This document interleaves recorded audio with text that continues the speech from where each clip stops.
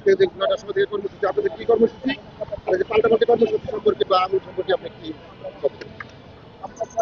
আসলে ইতিপূর্বে আপনারা জেনেছেন যে মানিকগঞ্জের আবুল হোসেন বয়াতি যে সরাসরি সৃষ্টিকর্তা আল্লাহ সুবহানাহু ওয়া তাআলার নামে কে নিয়ে কটূক্তিমূলক বক্তব্য এবং গান পরিবেশন করে থাকে দীর্ঘদিন ধরে। তো ইতিমধ্যে সে আমাদের একটা বক্তব্য নিয়ে আমরা বাংলাদেশের আইনকে আমরা শ্রদ্ধা জানাই। আমরা আইনি প্রক্রিয়া তার ব্যাপারে আমরা মামলা করা হয়েছে এবং সেটার কার্যক্রম শুরু হয়েছে।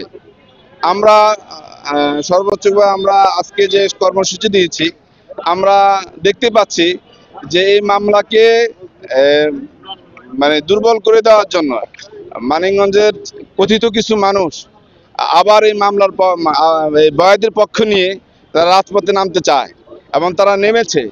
এটা অত্যন্ত বেদনাদায়ক, দুঃখজনক। আজকের এই অন্যায়টা শুধু মুসলিম জনতার সাথে না, মুসলমানদের সাথে না, সৃষ্টি এবং স্রষ্টা, একজন সৃষ্টি হয়ে তার স্রষ্টার ব্যাপারে এরকম কটূক্তি করতে পারে, এটা সব ধর্মীয় একটা নিন্দনীয় একটা বিষয়।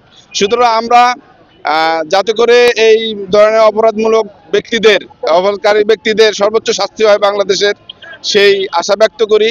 সেই হিসাবে আমরা আজকে গণমিছিল এবং স্মারক জমা দিব ইনশাআল্লাহ। এবং পাশাপাশি যারা তাকে মদত দিচ্ছে, রাজপথে নামার সাহস জোগাচ্ছে, এদেরকেও আমরা ধিক্কার জানাই।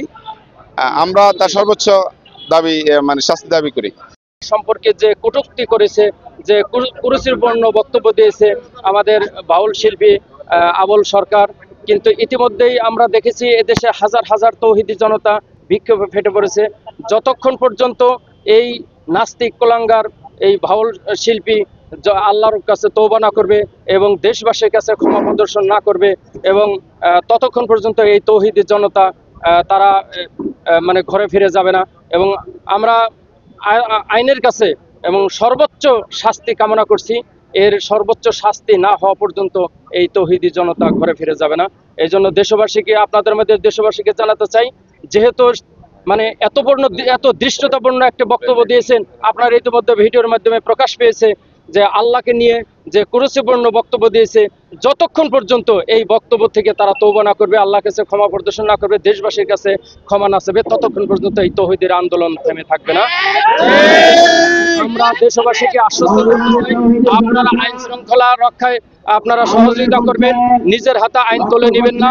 আমরা আদালতের মাধ্যমেই তার সর্বোচ্চ শাস্তি কামনা করছি।